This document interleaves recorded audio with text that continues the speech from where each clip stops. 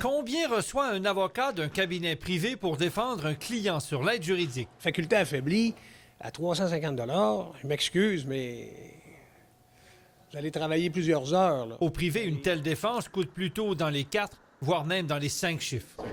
Les représentants des avocats ont rejeté une offre de Québec de hausser en moyenne de 14 % les tarifs de l'aide juridique. On a fait des comparaisons avec l'Ontario, puis on est complètement dépassé. Si vous pensez qu'un dossier par acte criminel vous rapporte là, 565 $ et vous êtes pour y travailler la semaine, c'est le salaire minimum, même pas. Monter son dossier, être à la cour, attendre son tour, etc. Alors, si on ramène ça à un taux horaire, là, c'est très faible. Toute la préparation n'est pas prévue au tarif, ce qui fait en sorte que souvent les avocats, finalement, viennent qu'à travailler quasi bénévolement. C'est que les honoraires valent souvent pour l'ensemble d'un dossier, quel que soit le nombre de présences de l'affaire au tribunal. On veut pas qu'ils se mettent riches avec ça, on veut juste qu'ils soient payés, là, justement. La seule façon que les honoraires deviennent intéressants, c'est d'accepter plusieurs causes. Si vous faites une pratique à volume, vous finissez par y trouver un certain avantage. C'est de faire beaucoup de volume, effectivement. Ça force certains avocats à vouloir régler des dossiers plus rapidement. Résultat, davantage de procureurs refusent cette clientèle,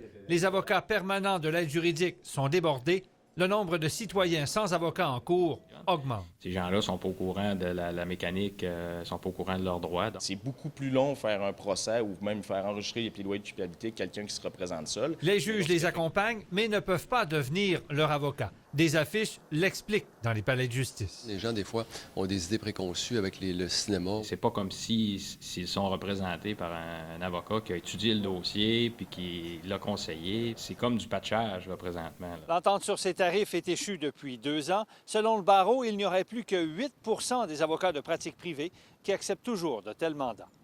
Jean-François Tremblay, TVA Nouvelles, Saguenay.